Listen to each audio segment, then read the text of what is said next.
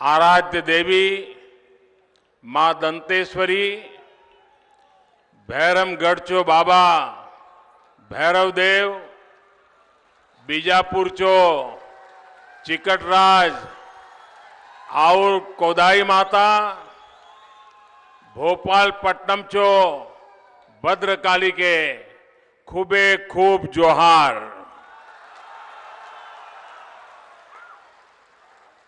सियान सजन दादा दीदी मन के जोहार। लेका लेकी पढ़तो लिखतो नौनी बाबू मन के खुबे खुबे माया।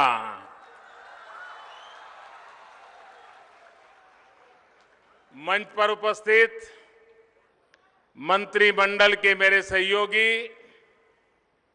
श्रीमान जेपी नड्डा जी, छत्तीसगढ़ के लोकप्रिय मुख्यमंत्री डॉक्टर रमन सिंह जी, राष्ट्रीय एसटी कमीशन के चेयरमैन श्री नंद कुमार साय जी, छत्तीसगढ़ सरकार के अन्य मंत्रीगण और भारी संख्या में यहां पधारे बीजापुर बस्तर के मेरे प्यारे भाइयों और बहनों,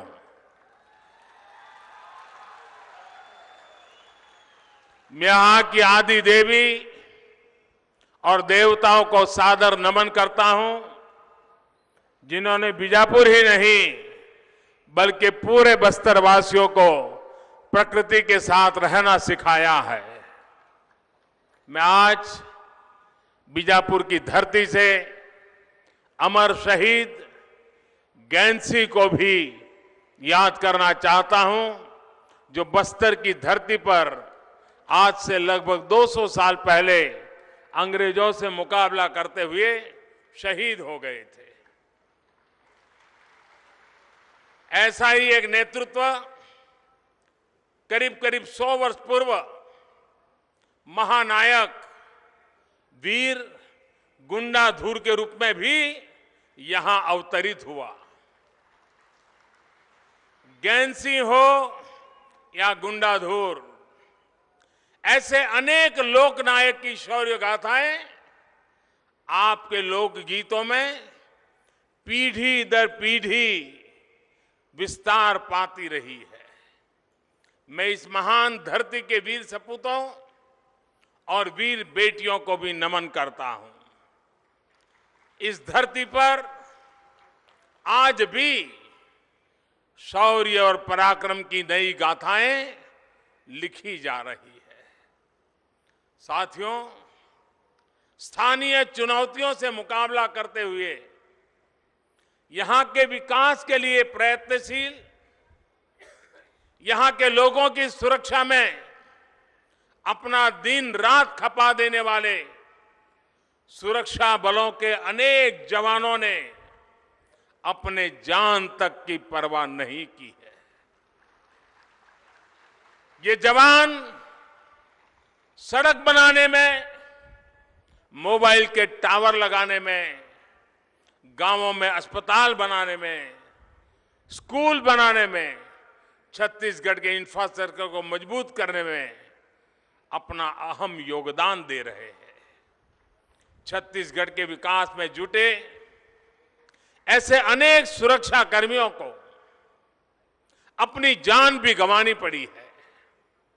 नक्सली माओवादी हमलों में शहीद उन वीर जवानों के लिए स्मारक का निर्माण किया गया है। मैं उन्हें नमन करता हूं, आदरपूर्वक श्रद्धांजलि देता हूं। साथियों, 14 अप्रैल का आज का दिन देश के 125 करोड़ लोगों के लिए बहुत ही महत्वपूर्ण है। आज भारत रत्न बाबा साहब भीमराव अंबेडकर की जन्म जयंती है। आज के दिन आप सभी के बीच आकर आशीर्वाद लेने का अवसर मिलना मेरे लिए ये बहुत बड़ा सौभाग्य है।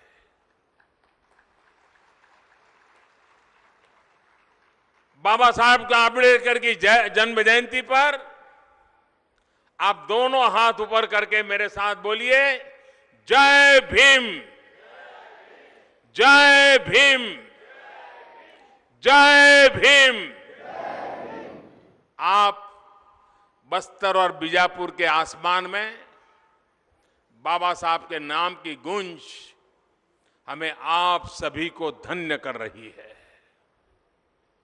बाबा साहब के नाम की गूंज में जो आशा जुड़ी है, जो आकांक्षा जुड़ी है, उसको भी मैं प्रणाम करता हूं। साथियों, हमारी सरकार ने श्यामा प्रसाद मुखर्जी अर्बन मिशन की शुरुआत छत्तीसगढ़ की धरती से की थी। प्रधानमंत्री ग्रामीण आवास योजना का शुभारंभ भी इसी छत्तीसगढ़ की धरती से किया था। ये योजनाएं राष्ट्रीय स्तर पर देश की प्रगति को गति देने का काम कर रही है। आज जब मैं फिर एक बार छत्तीसगढ़ आया हूं, तो आयुष्मान भारत योजना के पहले चरण और ग्राम स्वराज अभियान की शुरुआत करने के लिए आया हूं।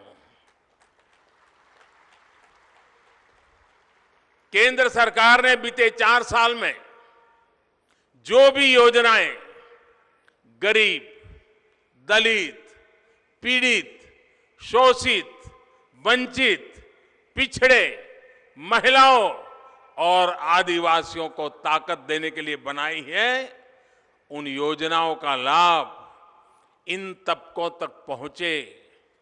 इस अभियान से ये सुनिश्चित किया जा रहा है, ग्राम स्वराज अभियान पूरे देश में आज से 5 मई तक चलाया जाएगा। मुझे विश्वास है कि बाबा साहब की जयंती पर आज यहां केंद्र सरकार और राज्य सरकार की जिन योजनाओं की शुरुआत हुई है, वो भी विकास की जीवन धोरण बदलने की एक नए कीर्तिमान बनाने में कामयाब होगी। भाइयों और बहनों, बाबा साहब बहुत ही पढ़े लिखे थे, उच्च शिक्षित थे। अगर वो चाहते तो दुनिया के समृद्ध देशों में बहुत शानदार ऐशो आराम की जिंदगी, सुख चैन की जिंदगी बिता सकते थे, लेकिन उन्होंने ऐसा नहीं किया। विदेश की धरती पर पढ़ाई करके वो वापिस आए और उन्होंने अपना जीवन पिछड़े समाज के लिए, वंचित समुदाय के लिए, दलितों और आदिवासियों के लिए समर्पित कर दिया। वो दलितों को उनका अधिकार दिलाना चाहते थे, जो सदियों से वंचित थे। उन्हें एक सम्मान्य नागरिक की तरह जीने का अवसर दिलाने की उन्होंने जिद ठान ली थी। विकास की दौड़ में जो पीछे छूट गए और जिनको पीछे छोड़ दिया गया, ऐसे समुदायों में आज चेतना जगी है, विकास की भूख जगी है, अधिकार की आकांक्षा पैदा हुई है। ये चेतना बाबा साहब आंबेडकर की ही देन है।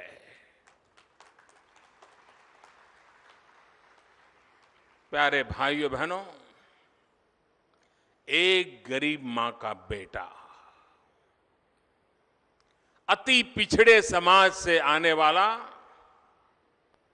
ये आपका साथी अगर आज देश का प्रधानमंत्री भी है, तो ये भी बाबा साहब की ही देन है।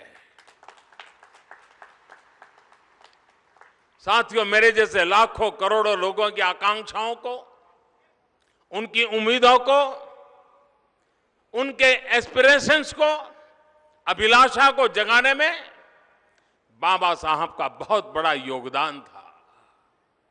भाइयों और बहनों, आज यहां मेरे सामने बहुत से किसान हैं, खेत में काम करने वालों लोग हैं, नौकरी करने वाले लोग हैं, अलग अलग दफ्तरों में जाने वाले लोग हैं, कुछ लोग स्वरोजगार करने वाले होंगे, हो सकता है कुछ विद्यार्थी भी हो। आप मेरे एक सवाल का जवाब दीजिए, जोरों से नहीं देंगे तो चलेगा, मन में जरूर सोचिए, अगर किसी के जीवन में कुछ बेहतर होने की उम्मीद होती है, कुछ बनने का, कुछ पाने का मकसद होता है, तो वो दो गुनी डबल मेहनत करता है कि नहीं करता है? करता है कि नहीं करता है? और जिसके कुछ करना ही नहीं, वो क्या करता है? सोया पड़ा रहता है कि नहीं पड़ा रहता है? जिसके मन में कोई सपना होता है, वो ही जागता है कि नहीं जागता है? वो ही मेहनत करता है कि नहीं करता है? आप खुद से सवाल पूछिए। भाइयों बहनों, किसान को भरोसा हो कि इस बार अच्छी बारिश होगी और बारिश की शुरुआत अच्छी हो जाए, तो आप मुझे बताइए, किसान और जोर से, ताकत से मेहनत करता है कि नहीं करता है? बारिश आ रही, बादल घिर गए, वो मेहनत करना शुरू कर देता है कि नहीं कर देता है? क्योंकि उन बादलों के साथ उसके सपने भी जुड़ जाते हैं। भाइयों और बहनों, आज बाबा साहब की प्रेरणा से मैं बीजापुर के लोगों में, यहां के प्रशासन में यही एक नया भरोसा जगाने आया हूं, एक नया विश्वास पैदा करने आया हूं, एक नई अभिलाषा जगाने आया हूं। मैं कहने आया हूं कि केंद्र की सरकार आपकी आशाओं, आकांक्षाओं, आपकी अभिलाषाएं, एस्पिरेशंस के साथ खड़ी है। अब मैंने बीजापुर जिले को ही क्यों चुना, इसकी भी एक वजह है। मुझे ठीक से तो याद नहीं, लेकिन आपको एक पुराना किस्सा सुनाता हूं। वैसे तो मैं पढ़ने लिखने में बहुत तेज नहीं था। जब स्कूल में पढ़ता था तो ऐसे ही बड़ा मामूली सा विद्यार्थी था, लेकिन कुछ बच्चे मुझसे भी कमजोर थे। जब स्कूल पूरा हो जाता था, समय पूरा हो जाता था, तो कई बार हमारे जो मास्टर जी थे, वो उन बच्चों को रोक लिया करते थे। उन्हें बहुत धैर्य के साथ फिर से पढ़ाते थे, एक एक बच्चे पर ध्यान देते थे, उन्हें भरोसा दिलाते थे कि तुम पढ़ाई में कमजोर नहीं हो। मैंने देखा था कि ऐसे बच्चे, अगर मास्टर जी उसके कंधे पर हाथ रख रहे, थोड़ा पुरस्कृत कर दे, थोड़ी हिम्मत दे दे, कुछ ही दिनों में बाकी विद्यार्थियों की बराबरी में आ जाते थे, और कुछ तो उन्हें पीछे भी छोड़ करके आगे निकल करके नंबर ले आते थे। मैं समझता हूं कि यहां पर बहुत से लोग ऐसे होंगे जिन्होंने अपने जीवन में ऐसा होते देखा होगा। अलग अलग क्षेत्रों में आपने देखा होगा कि जो कमजोर है, जो पीछे है, अगर उसे थोड़ा सा भी प्रोत्साहन दिया जाए तो वो दूसरों से आगे निकलने की ताकत ज्यादा रखता है और बड़ी जोर से निकल भी जाता है। आज मेरे बीजापुर आने की यही वजह है कि उस पर भी कमजोर होने का, पिछड़ा जिला होने का लेबल जो लगा दिया गया है, और देश में बीजापुर ऐसा अकेला जिला नहीं है, 100 से ज्यादा जिलों में यही स्थिति है। स्वतंत्रता के बाद इतने वर्षों में भी ये जिले पिछड़े बने रहे, इसमें इनकी कोई गलती नहीं है। बाबा साहब के संविधान ने इतने अवसर दिए, आगे बढ़ने के लिए प्रेरित किया, लेकिन फिर भी 100 से अधिक जिले विकास की दौड़ में पीछे क्यों छूट गए? भाइयों और बहनों, क्या इन जिलों में रहने वाली माताओं को यह अधिकार नहीं था कि उनके बच्चे भी स्वस्थ हों, उनमें भी खून की कमी न हो, उनकी भी ऊंचाई ठीक से बढ़े? क्या इन जिलों के लोगों ने आपने देश से ये आशा नहीं रखी थी कि उन्हें भी विकास में साझीदार बनाया जाए? क्या इन क्षेत्र के बच्चों को, बेटियों को पढ़ाई का, अपने कौशल के विकास का अधिकार नहीं था क्या? क्या उनको उम्मीद नहीं थी क्या? अस्पताल, स्कूल, सड़कें, पीने का शुद्ध पानी, आजादी के बाद भी देश में बहुत कुछ होने के बावजूद भी अगर कोई कमी रह गई कि देश के 100 से ज्यादा जिले आज भी सामान्य से भी पीछे है। यह भी बहुत हैरत की बात है कि ये जो पिछड़े जिले कहे जाते हैं उनमें प्राकृतिक संसाधन बहुत प्रचुर मात्रा में है। आपके बीजापुर जिले के पास क्या नहीं है? सब कुछ है। भाइयों और बहनों, मैं आज इसलिए बीजापुर आया हूं ताकि आपको बता सकूं, आपको भरोसा दिला सकूं कि आप जो पीछे थे, जिनके नाम के साथ पिछड़ा जिला होने का लेबल लगा दिया गया है, उनमें अब नए सिरे से, नई सोच के साथ बड़े पैमाने पर काम होने जा रहा है। और मैं बीजापुर को एक और भी बधाई देना चाहता हूं कि मैंने जनवरी में ये 100-125 डिस्ट्रिक्ट के लोगों को बुलाया था और उनको मैंने कहा था कि आज जहां है, अगर 3 महीने में जो तेज गति से आगे बढ़ेगा, मैं 14 अप्रैल को उस जिले में आऊंगा। मैं बीजापुर जिले की अधिकारियों की पूरी टीम को हृदय से बधाई देता हूं कि उन्होंने 3 महीने में ये जो 100 से अधिक पीछे थे उसमें सुधरने में नंबर 1 कर दिया। और एक प्रकार से उन्होंने जो करके दिखाया है उसे मैं सलाम करने आया हूं, उसे मैं नमन करने आया हूं और यहां से देख करके एक नई प्रेरणा भी लेने आया हूं ताकि देश के उन 115 जिलों को पता चले कि अगर बीजापुर 100 दिन में इतनी प्रगति कर सकता है तो 115 जिले भी आने वाले महीनों में बहुत तेज गति से प्रगति कर सकते हैं।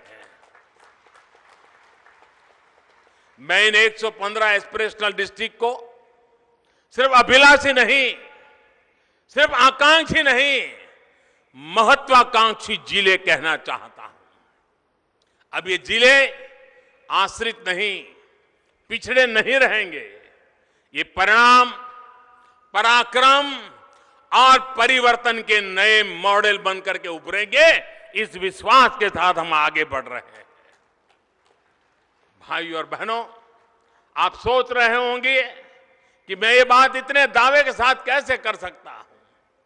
यहां आने से पहले हमारी सरकार ने बीजापुर समेत 100 से ज्यादा जिलों का अध्ययन करवाया है और कुछ कार्यों को शुरू करने, उसके नतीजों को परखा है। 3 महीने का हमारा अनुभव कहता है, अगर जिले के सभी लोग, जिले का प्रशासन, जिले के जनप्रतिनिधि, हर गली मोहल्ला गांव अगर इसी अभियान में साथ आ जाए, एक जन आंदोलन की तरह सब इसमें योगदान करे, तो वो काम हो सकता है जो पिछले 70 साल में भी आजादी के बाद नहीं हुआ था, वो आज हो सकता है।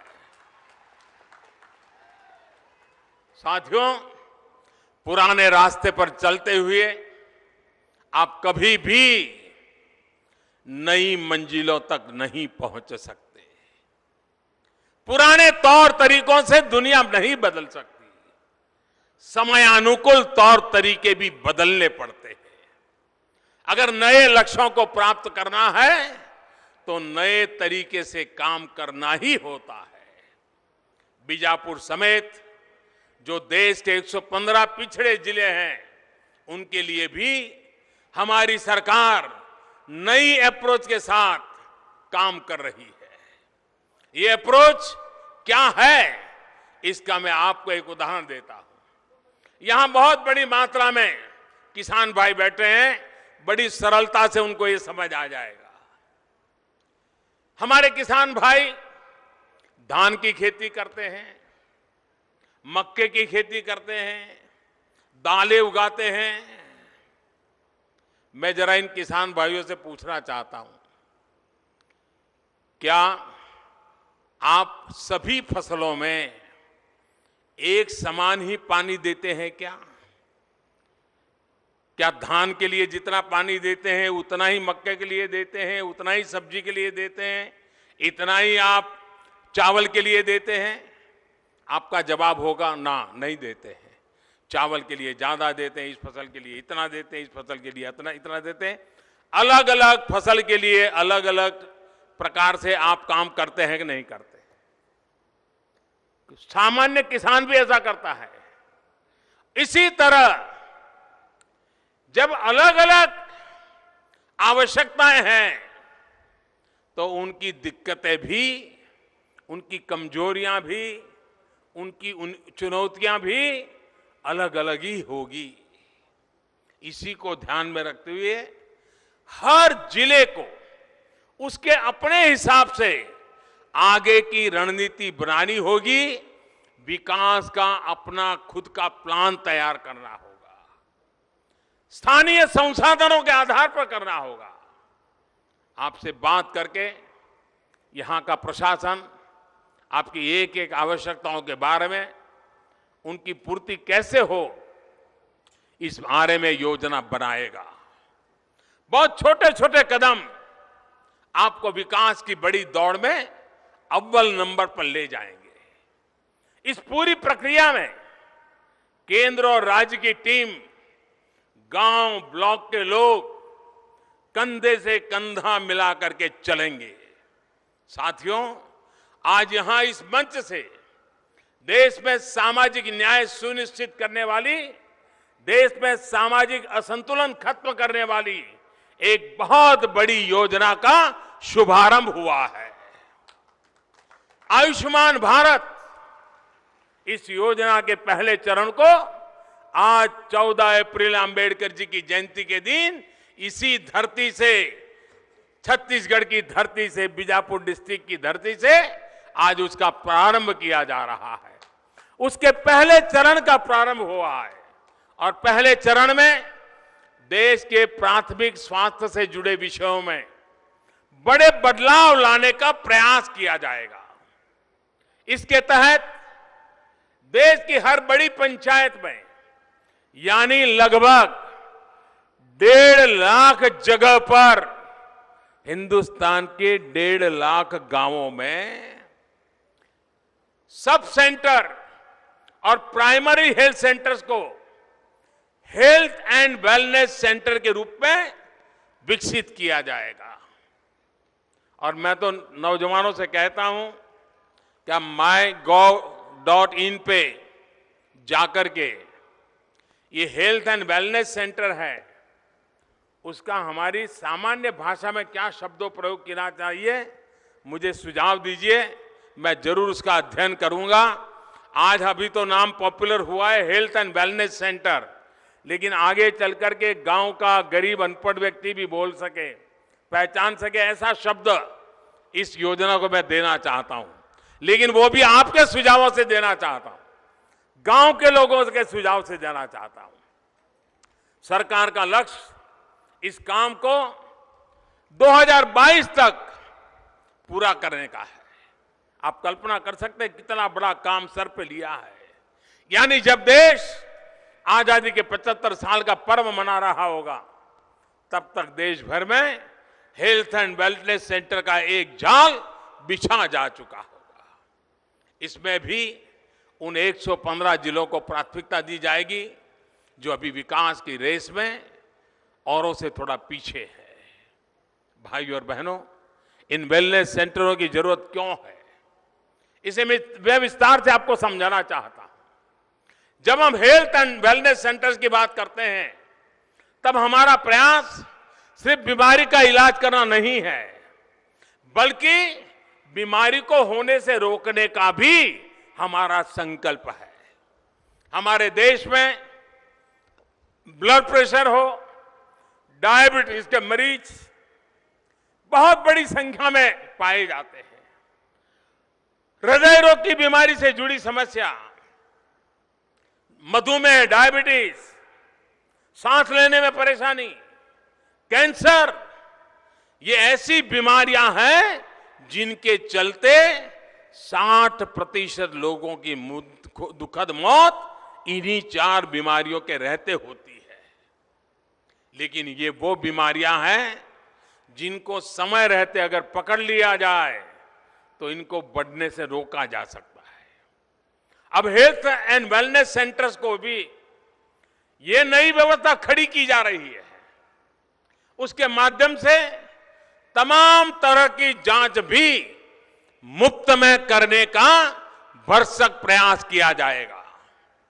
साथियों, सही समय पर होने वाली जांच कैसे फायदेमंद होती है, इसका भी उदाहरण मैं आपको दूंगा। मान लीजिए 35 साल का कोई युवा जांच कराए और उसे ब्लड प्रेशर की समस्या का पता चल जाए तो भविष्य में होने वाली कई गंभीर बीमारियों से पहले ही वो बच सकता है। अगर पहले से जांच कराकर सही समय पर दवा लेकर योग, व्यायाम या फिर कुछ आवश्यक परहेज बड़े खर्चे और रिस्क दोनों से बचा सकती है। मैं आज जब वेलनेस सेंटर का उद्घाटन कर रहा था तो एक 30-35 साल की बहन वहां मिली। उसको पता ही नहीं था उसको डायबिटीज है। डॉक्टर को आकर के कहा कि मुझे बहुत पानी पीने की तरस लगती है, मुझे चक्कर आते हैं, मुझे थकान महसूस होती है। जब डॉक्टर ने जांच की तो पता चला कि उसकी डायबिटीज बहुत खराब हालत में है। 30-32 साल की बहन, उसे पता ही नहीं था कि उसको क्या बीमारी, लेकिन आज वेलनेस सेंटर में आई तो उसको पता चल गया और अब उसको पता चलेगा क्या खाना, कैसे रहना, वो उसको कंट्रोल करके बाकी बीमारियों से अपने आप को बचा पाएगी। इलाज से ज्यादा अहमियत पर जोर देने वाली इसी सोच को ये हेल्थ एंड वेलनेस सेंटर्स गांव-गांव पहुंचाने वाला है। ये हेल्थ एंड वेलनेस सेंटर एक प्रकार से गरीबों के फैमिली डॉक्टर की तरह काम करेगा। पुराने जमाने में मध्यम वर्गीय और बड़े परिवारों में फैमिली डॉक्टर हुआ करते थे। अब ये वेलनेस सेंटर ऐसा हो जाएगा जैसे वो आपके परिवार का ही एक्सटेंशन है, वो रोजमर्रा की आपकी जिंदगी के साथ जुड़ जाएगा। साथियों, आयुष्मान भारत की सोच सिर्फ सेवा तक सीमित नहीं है, बल्कि ये जन भागीदारी का एक आह्वान भी है, ताकि हम स्वस्थ, समर्थ और संतुष्ट न्यू इंडिया का निर्माण कर सके। आज तो आयुष्मान भारत योजना के पहले चरण की शुरुआत हुई है। अब अगला लक्ष्य लगभग 50 करोड़ गरीब लोगों को गंभीर बीमारी के दौरान 5 लाख रुपया तक की और 1 वर्ष में 5 लाख आर्थिक सुरक्षा देने का है। इस पर बहुत तेजी से काम चल रहा है। भाइयों और बहनों, परिवर्तन तब आता है जब प्रेरणा के साथ साथ संसाधनों का भी सही उपयोग किया जाए। आज यहां इस मंच पर हमने अभिलाषी बीजापुर के साथ ही अभिलाषी छत्तीसगढ़ की भी बात की है। अटल जी के दिखाए रास्ते पर चलते हुए बीते 14 वर्षों में राज्य के लोकसभा मुख्यमंत्री श्रीमान रमन सिंह जी विकास से जुड़ी योजनाओं को पूरे परिश्रम के साथ, आप लोगों के साथ, सहयोग के साथ, आप लोगों के कल्याण के लिए आगे बढ़ा रहे हैं। 4 साल पहले केंद्र में एनडीए की सरकार बनने का वादा बनने के बाद उनके इन प्रयासों को छत्तीसगढ़ के विकास संकल्प को और ताकत मिली है। यहां शासन प्रशासन जनता के निकट पहुंचा है। आदिवासी अंचलों के बारे में तेजी से फैसला लेकर विकास करने और अनेक जनहितकारी योजनाओं को सफलतापूर्वक लागू करके छत्तीसगढ़ सरकार ने नए कीर्तिमान स्थापित किए हैं।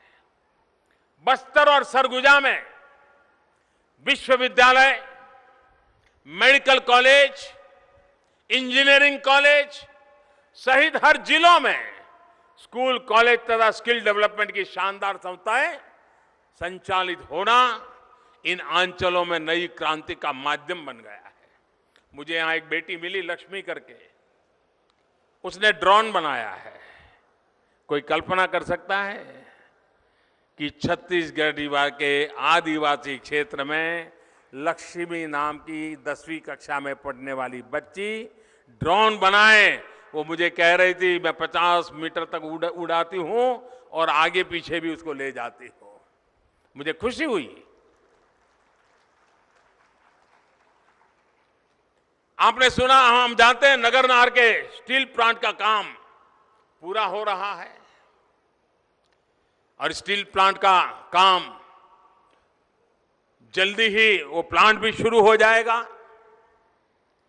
आज जब बस्तर के युवाओं को इंजीनियरिंग, मेडिकल कॉलेज ही नहीं, यूपीएससी और पीएससी में सफल होते देख रहा हूं तो मेरा विश्वास और पक्का हो जाता है कि आपका राज्य सही दिशा में प्रगति कर रहा है। जब से छत्तीसगढ़ में बीजेपी की सरकार बनी है तब से स्वास्थ्य सेवा में भी क्रांतिकारी बदलाव आया है। कभी राज्य में 2 मेडिकल कॉलेज यहां हुआ करते थे, आज मुझे बताया गया कि 10 मेडिकल कॉलेज यहां हो चुके हैं। इससे मेडिकल सीटों की संख्या भी कई गुना बढ़ गई है। मुझे यह देखकर बहुत खुशी हुई कि बीजापुर और आसपास के क्षेत्रों में अब स्वास्थ्य सुविधाओं में निरंतर सुधार हो रहा है। जिलों के अस्पतालों से में लेकर हाट बाजारों तक अब बड़े बड़े विशेषज्ञ अपनी सेवाएं दे रहे हैं। मैं उनके सेवा भाव की हृदय से प्रशंसा करता हूं। और मुझे यहां कई डॉक्टर मिले, कोई तमिलनाडु से आए हैं, कोई उत्तर प्रदेश से आए हैं और अपना पूरा समय इन जंगलों में खपा रहे हैं। जिस देश के पास ऐसे नौजवान डॉक्टरों की फौज हो, वहां मेरा गरीब अब बीमारी से पीड़ा को भोगने के लिए मजबूर नहीं होगा। ये मेरा विश्वास मजबूत हुआ है। अब से कुछ समय पहले मुझे यहां के जिला अस्पताल में डायलिसिस यूनिट का शुभारंभ करने का भी अवसर मिला है। मैं बताना चाहता हूं कि प्रधानमंत्री डायलिसिस योजना के तहत अब देश के 500 से ज्यादा अस्पतालों में मुफ्त डायलिसिस की सुविधा उपलब्ध कराई जा रही है। इसका लाभ लगभग 2.5 लाख मरीज उठा चुके हैं, जिन्होंने लगभग 25 लाख डायलिसिस के सेशन किए हैं। छत्तीसगढ़ के नक्शे में सबसे नीचे दिखने वाला सुकमा, दंतेवाड़ा और बीजापुर जिलों में विकास का जो ताना बाना बुना गया है, वो मैं प्रशंसा के पात्र हैं। मैं यहां की सरकार को बधाई देता हूं। छत्तीसगढ़ को विकास के रास्ते पर और तेजी से आगे ले जाने के लिए केंद्र सरकार दोहरी रणनीति पर काम कर रही है। पहला प्रयास इस क्षेत्र में ज्यादा से ज्यादा विकास का हो और दूसरा जो नौजवान भटके हुए हैं उन्हें हर संभव तरीके से विकास की मुख्य धारा से वापस जोड़ने का है। पिछले 4 वर्षों में छत्तीसगढ़ और विशेषकर बस्तर में विकास की अभूतपूर्व योजनाएं शुरू की गई है। बस्तर के नक्सल प्रभावित इलाकों में 400 किलोमीटर से ज्यादा लंबी सड़कों का जाल बिछाया गया है। जिन गांवों तक पहले जीप तक नहीं पहुंच पाती थी, वो अब नियमित चलने वाली बसों से जुड़ गए हैं। सौभाग्य योजना के तहत बस्तर के हर घर में बिजली कनेक्शन सुनिश्चित किया जा रहा है। घरों में पहुंचा उजाला, किसान, छात्र, दुकानदार, छोटे उद्यमी, हर किसी की जिंदगी में उजाला लेकर के आएगा। बस्तर में हजारों की संख्या में सोलर पंप का वितरण भी किया जा रहा है। ये सोलर पंप किसानों की बहुत बड़ी मदद कर रहे हैं। आज इन क्षेत्रों में बड़ी संख्या में स्कूल, हॉस्पिटल, स्वास्थ्य केंद्र, सरकारी राशन की दुकानें, बैंकों की शाखाएं, एटीएम, ये सारी व्यवस्थाएं उपलब्ध कराई जा रही है। मोबाइल टावर लगाए जा रहे हैं। बस्तर अब रेल के माध्यम से रायपुर से जुड़ रहा है। आज एक रेल सेक्शन का काम शुरू किया गया है। 2 वर्ष के भीतर ये जगदलपुर तक पहुंच जाएगा। इस साल के अंत तक जगदलपुर में एक नया स्टील प्लांट भी काम करने लगेगा। इससे बस्तर के भी युवाओं को बड़ी संख्या में रोजगार के नए अवसर उपलब्ध होंगे। जगदलपुर में नया एयरपोर्ट भी तैयार हो रहा है और ये अगले कुछ महीनों में काम भी शुरू कर देगा। हवाई जहाज से कनेक्टिविटी इस क्षेत्र की अर्थव्यवस्था को नई ऊंचाई पर ले जाएगी। साथियों, बस्तर बदल रहा है। बीते दशकों में बस्तर के साथ जिस तरह की पहचान जोड़ी दी गई थी, वो भी बदल रही है। भविष्य में बस्तर की नई पहचान एक इकोनॉमिक हब के तौर पर होने वाली है, पर्यटन के बड़े केंद्र के तौर पर होने वाली है, ट्रांसपोर्ट के एक बड़े केंद्र के तौर पर होने वाली है। यहां से रायपुर ही नहीं, हैदराबाद, नागपुर और विशाखापट्टनम तक कनेक्टिविटी हो जाएगी। न्यू इंडिया के साथ साथ न्यू बस्तर यहां के लाखों लोगों की जिंदगी को आसान बनाएगा। दशकों से उनके जीवन में जो अंधेरा था, उस अंधेरे से उन्हें बाहर निकालेगा। नया बस्तर नई उम्मीदों का बस्तर होगा, नई आकांक्षाओं का बस्तर होगा, नई अभिलाषा का बस्तर होगा। अब ये कहा जा सकता है कि सूरज भले ही पूरब से निकलता हो, लेकिन वो दिन दूर नहीं जब छत्तीसगढ़ में विकास का सूरज दक्षिण से उगेगा, बस्तर से उगेगा। इन क्षेत्रों में उजाला रहेगा तो पूरा प्रदेश प्रकाशमय रहेगा। यहां खुशहाली होगी तो पूरा प्रदेश खुशहाल होगा। भाइयों बहनों, सरकारी योजनाओं और सेवाओं को उन तक पहुंचाना जिन्हें इनकी सही मायनों में आवश्यकता है, ये हमेशा से एक बहुत बड़ी चुनौती रही है। क्षेत्रीय असंतुलन के पीछे जो बड़े कारण हैं, उनमें ये भी एक है, और मुझे खुशी है कि रमन सिंह जी की सरकार इस मामले में संवेदनशील है, अच्छी पहल कर रही है। थोड़ी देर पहले मुझे जांगला विकास केंद्र के जाने का अवसर मिला। इस केंद्र के पीछे की भावना यह है कि क्षेत्र के लोगों के लिए एक ही जगह सारी सरकारी सेवाएं मिले, ताकि यहां वहां भागदौड़ करने में जनता का समय और ऊर्जा नष्ट ना हो। चाहे ग्राम पंचायत का कार्यालय हो, सरकारी राशन की दुकान हो, पटवारी हो, अस्पताल हो, स्कूल हो, ये सारी सुविधाएं एक ही जगह पर देना एक बहुत बड़ी सेवा होगी। मुझे बताया गया है कि पूरे प्रदेश में ऐसे 14 सेंटर बनाने की योजना सरकार की है। ये विकास केंद्र देश के अन्य राज्यों के लिए भी एक मॉडल की तरह काम कर सकते हैं।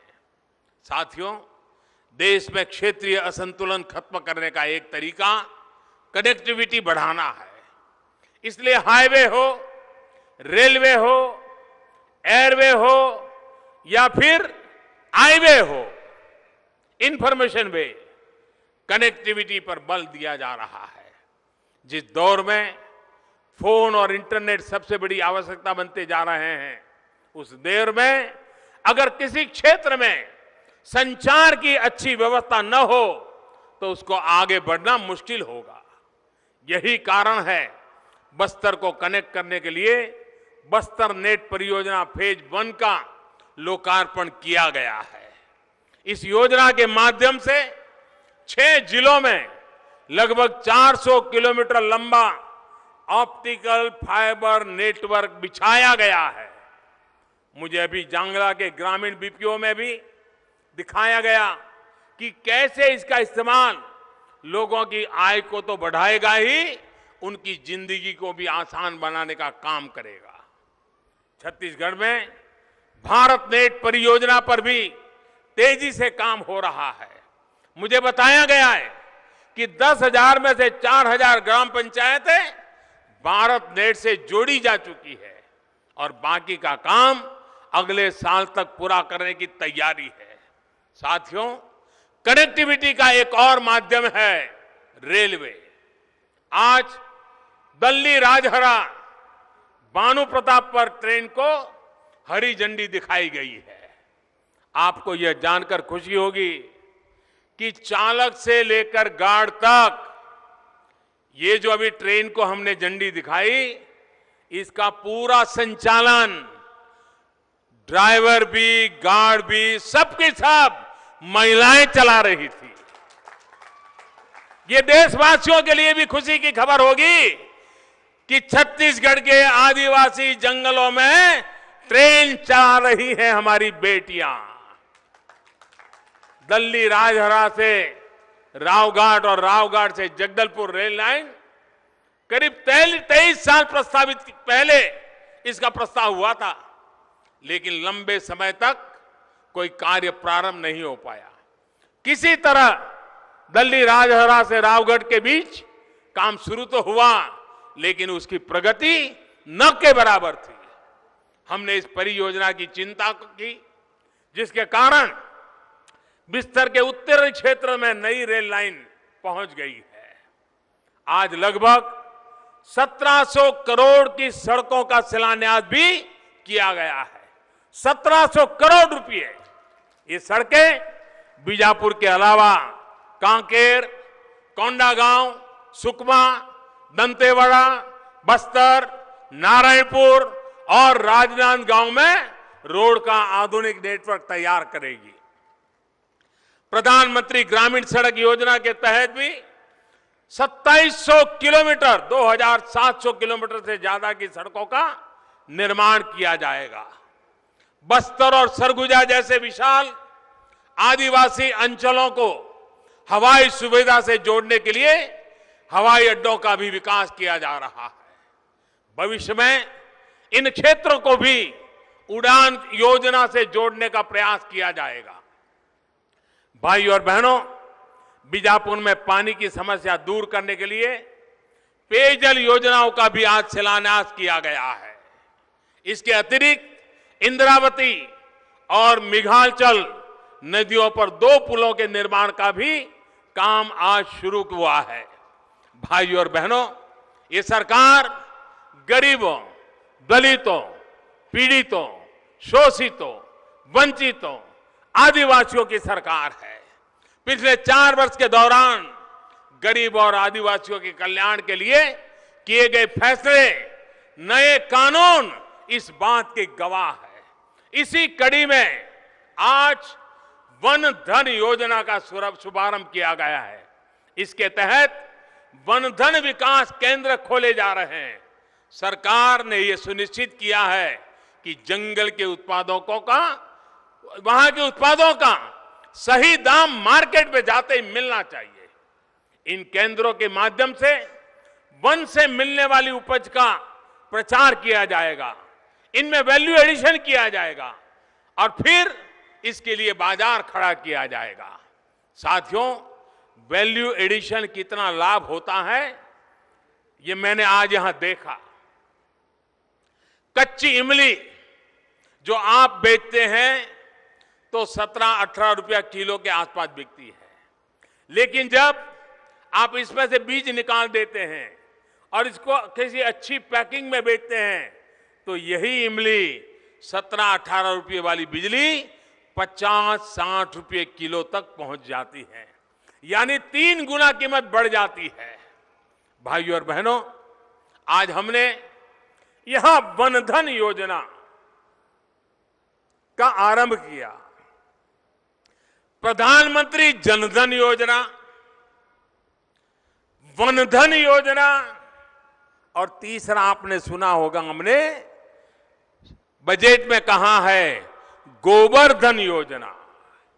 अगर गांव में गरीब से गरीब को वनधन, जनधन और गोवर्धन, इन 3 योजना मुहैया करा दें, गांव के अर्थ जीवन बदल जाएगा। ये मैं आपको विश्वास से कह रहा हूं। आदिवासियों के हितों के देखते हुए वन अधिकार कानून को और सख्ती से लागू किया जा रहा है। हाल ही में एक और बड़ा फैसला इस सरकार ने लिया है, ये है बांस से जुड़े एक पुराने कानून में बदलाव। साथियों, वर्षों पुराना ये कानून था जिसके तहत बांस को पेड़ की श्रेणी में रखा गया था, और पेड़ की श्रेणी में रखने के कारण बांस को काटने, बांस को कहीं ले आने में, जाने में कई कानूनी बाधाएं आती थी, दिक्कतें होती थी। लेकिन अब केंद्र सरकार ने वन कानून में बदलाव करके बांस, जिसको अब तक पेड़ की लिस्ट में रखा गया था, हमने उसको हटा दिया है, और अब आप बांस को बेरोक टोक उसका कारोबार कर सकते हैं, बांस की खेती कर सकते हैं, बांस को बेच सकते हैं। भाइयों बहनों, ये जल, ये जमीन और ये जंगल आपके हैं, इन पर आपका अधिकार है। इसी भावना को सरकार ने समझा और 60 साल तक जो एक व्यवस्था चल रही थी उसमें भी बदलाव किया है। सरकार द्वारा खनन से जुड़े पुराने कानून में परिवर्तन किया गया है। हमने नियम बनाया है कि अब जो भी खनिज निकलेगा उसका एक हिस्सा स्थानीय निवासियों पर खर्च करना आवश्यक होगा। इसके लिए खनन वाले हर जिले में डिस्ट्रिक्ट मिनरल फाउंडेशन की स्थापना की गई है। कानून में बदलाव के बाद छत्तीसगढ़ को करीब करीब 3,000 करोड़ रुपए से ज्यादा की अतिरिक्त राशि इस नई व्यवस्था के कारण मिली है। सरकार ने यह भी नियम बनाया है कि प्रधानमंत्री खनिज क्षेत्र कल्याण योजना के तहत 60% राशि पर्यावरण संरक्षण, प्रदूषण नियंत्रण, स्वास्थ्य सेवा, शिक्षा, महिला और बाल कल्याण पर ही खर्च की जाएगी। भाइयों और बहनों, आदिवासियों की कमाई के साथ साथ पढ़ाई पर भी सरकार प्राथमिकता के आधार पर काम कर रही है। इस साल बजट में कई बड़ी योजनाओं की हमने घोषणा की है। सरकार ने लक्ष्य निर्धारित किया है कि 2022 तक देश का वो हर ब्लॉक जहां आदिवासियों की आबादी 50% से अधिक है, या फिर कम से कम 20,000 लोग इस वर्ग के वहां रहते हैं, वहां एक एकलव्य मॉडल रिहायशी रेसिडेंशियल स्कूल बनाया जाएगा। इसके अलावा सरकार का एक बड़ा कार्य आदिवासी सम्मान, आदिवासी गर्व के साथ भी जुड़ा हुआ है। देश की स्वतंत्रता में आदिवासियों के योगदान को पहली बार किसी सरकार द्वारा इस तरह सम्मानित किया जा रहा है। सरकार ने तय किया है कि आदिवासी स्वतंत्रता सेनानियों के सम्मान में अलग अलग राज्यों में जहां आदिवासियों ने आजादी का जंग में बलिदान दिए हैं, आजादी के जंग का इतिहास आदिवासियों के इतिहास के साथ जुड़ा हुआ है, ऐसे स्थानों पर एक उत्तम प्रकार का म्यूजियम बनाया जाएगा, संग्रहालय बनाया जाएगा। ताकि आने वाली पीढ़ियों को पता चले कि देश की आजादी के लिए मेरे आदिवासी भाइयों बहनों ने कितने बलिदान दिए हैं, कितनी स्वाभिमान की लड़ाई वो लड़े हैं। साथियों, आर्थिक सशक्तिकरण और आर्थिक असंतुलन खत्म करने का एक बड़ा माध्यम है बैंक। आज बैंक का कारोबार अनिवार्य रूप से जीवन से जुड़ गया है। आज मुझे यहां स्टेट बैंक ऑफ इंडिया की एक ब्रांच का उद्घाटन करने का भी मौका मिला। मुझे बताया गया है कि लोगों को बैंक में अगर काम होता था तो 20 किलोमीटर 25 किलोमीटर से दूर से यात्रा करनी पड़ती थी। ऊपर से बैंकों में स्टाफ की कमी के कारण परेशानी और बढ़ जाती थी। अब इस ब्रांच के खुलने से एक बड़ी सुविधा आपको मिलने वाली है।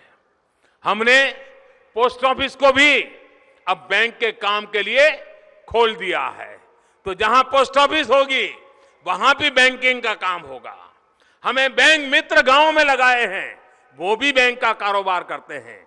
हमने प्रधानमंत्री जन धन योजना के बाद बैंकिंग व्यवस्थाओं का स्प्रेड गांव-गांव तक ले जाने के लिए नए नए योजनाएं बनाई है। भीम ऐप के द्वारा अपने मोबाइल फोन से पूरा बैंकिंग का लेन देन का काम हर नागरिक कर सकता है, उसको भी हमें आगे बढ़ाना है। भाइयों बहनों, बैंक में खाता होने का कितना लाभ होता है ये वो लोग भली भांति जानते हैं जिनके जनधन के खाते खुले हैं। सरकार के लगातार प्रयास की वजह से आज देश में 31 करोड़ से ज्यादा खाते खुले हैं। छत्तीसगढ़ में भी 1 करोड़ 30 लाख से ज्यादा खाते खोले जा चुके हैं। ये वो लोग हैं, गरीब है, दलित है, आदिवासी है, पिछड़े हैं, जिनका कभी कोई पूछता नहीं था। आज मुझे एक छत्तीसगढ़ की बेटी सविता साहू जी की ई रिक्शा पर सवारी का अवसर भी मिला। सविता जी के बारे में मुझे बताया गया कि परिवार में उनको कुछ दिक्कतें रही, लेकिन उन्होंने हार नहीं मानी और ई रिक्शा चला करके अपना गुजारा किया। उन्होंने महिला सशक्तिकरण का रास्ता चुना, सरकार ने भी उनकी मदद की और अब वो एक सम्मान भरी जिंदगी जी रही है। स्वच्छ भारत मिशन हो, स्वच्छ भारत मिशन हो, बेटी बचाओ बेटी पढ़ाओ योजना का विस्तार हो, सुकन्या समृद्धि योजना हो, ऐसी अनेक योजनाओं के माध्यम से बेटियों बहनों के सशक्त करने का काम ये सरकार कर रही है। उज्ज्वला योजना का भी छत्तीसगढ़ की महिलाओं को बड़ा लाभ मिल रहा है। अब तक राज्य में 18 लाख महिलाओं को मुफ्त गैस कनेक्शन दिया जा चुका है। स्वरोजगार को बढ़ावा देने वाली योजनाओं के माध्यम से सरकार का प्रयास भटके हुए नौजवानों को मुख्य धारा से भी जोड़ने का है। इसलिए मुद्रा योजना के तहत बिना बैंक गारंटी ऋण दिया जा रहा है। मेरी इस क्षेत्र के नौजवानों से अपील है कि ज्यादा से ज्यादा संख्या में केंद्र और राज्य सरकार की योजनाओं का लाभ उठाएं। मैं आज शासन प्रशासन से जुड़े अफसरों कर्मचारियों उनको भी अपील करता हूं कि वो अपने जिलों को विकास के पथ पर तेजी से आगे बढ़ाने का संकल्प ले और उसे सिद्ध करके दिखाए। भाइयों और बहनों, सरकार सिर्फ योजना बनाने पर ही ध्यान नहीं दे रही, बल्कि ये भी सुनिश्चित किया जा रहा है कि उन तक इन योजनाओं को कैसे पहुंचाया जाए, आखिरी व्यक्ति को कैसे लाभ मिले। मेरा आपसे आग्रह है कि देश के अंतिम व्यक्ति के सशक्तिकरण के लिए जो ये सरकार काम कर रही है उसको आगे बढ़ाने में बढ़ चढ़ करके हिस्सा ले। आपकी भागीदारी ही इस सरकार की ताकत है और यही ताकत 2022 जब आजादी के 75 साल होंगे तब न्यू इंडिया बनाने का संकल्प सिद्ध करेगी। बाबा साहब आंबेडकर और महात्मा गांधी जैसे महापुरुषों के सपनों को वो साकार करेगी। आप सभी यहां आए, इसके लिए आप सभी का एक बार फिर मैं आभार व्यक्त करता हूं और मैं हिंसा के रास्ते पर गए हुए नौजवानों को आज बाबा साहब आंबेडकर की जन्म जयंती पर कहना चाहूंगा, बाबा साहब आंबेडकर ने हमें संविधान दिया है। आपके हकों की रक्षा का पूरा ख्याल बाबा साहब अंबेडकर के संविधान में है। आपके हकों की चिंता करना सरकार का दायित्व है। आपको शस्त्र उठाने की जरूरत नहीं है, जिंदगी तबाह करने की जरूरत नहीं है। और मैं उन माता पिताओं को कहना चाहता हूं कि आपके बच्चे, आपकी कुछ बेटियां इस राह पर चल पड़ी हैं, लेकिन जरा सोचिए उनके मुखिया कौन है। उनका एक भी मुखिया आपके इलाके का नहीं है, आपके बीच में पैदा नहीं हुआ है, वो कहीं बाहर से आए हैं। और वे मरते नहीं हैं, वो जंगलों में छिप करके सुरक्षित रहते हैं और आपके बच्चों को आगे कर करके उनको मरवा रहे हैं। क्या ऐसे लोगों के पीछे आप अपने बच्चों को बर्बाद करेंगे? ये आपके राज्य से भी नहीं आते, ये बाहर से आते हैं। उनकी सरनेम देखोगे, उनके नाम पढ़ोगे तो पता चलेगा कि वो कौन है, कहां से आए हैं। क्यों अपने बच्चों को मरने का अधिकार उनके हाथ में दे दिया जाए? और इसलिए मैं आपसे आग्रह करूंगा, सरकार आपके हितों की रक्षा के लिए प्रतिबद्ध है। हमें विकास के रास्ते पर जाना है। आपके बच्चों को स्कूली शिक्षा मिले, आपकी फसलों का पूरा दाम मिले, आपको सम्मान की जिंदगी मिले, दवाई हो, पढ़ाई हो, कमाई हो, ये सारी आपकी आवश्यकताएं पूरी हो। और इसके लिए इन कामों को करने में सुरक्षा बल के जवान, आपके यहां स्कूल चालू रहे, टीचर आ सके, इसलिए वो जिंदगी खपा देता है। आपके यहां रास्ता बने, सड़क बने, इसलिए वो बलिदान मोल लेता है। आपके यहां टेलीफोन का टावर लग जाए, इसलिए वो गोलियां खाता है। विकास के लिए वो मुट्ठी में जिंदगी लेकर के आपकी सेवा करने के लिए आया है। आइए मेरे भाइयों बहनों, विकास के रास्ते पर चल पड़े, देश को नई ऊंचाइयों पर ले चले। 115 अभिलाषी जिले हैं, महत्वाकांक्षी जिले हैं, आकांक्षा वाले जिले हैं, उनमें एक बदलाव लाने का संकल्प करें। आयुष्मान भारत का सपना पूरी मेहनत के साथ हम पूरा करें। इसी एक अपेक्षा के साथ मैं फिर एक बार आप सबको बड़ी तादाद में आने के लिए, इतना शानदार जानदार कार्यक्रम इन जंगलों में करने के लिए मैं आपको बहुत बहुत बधाई देता हूं।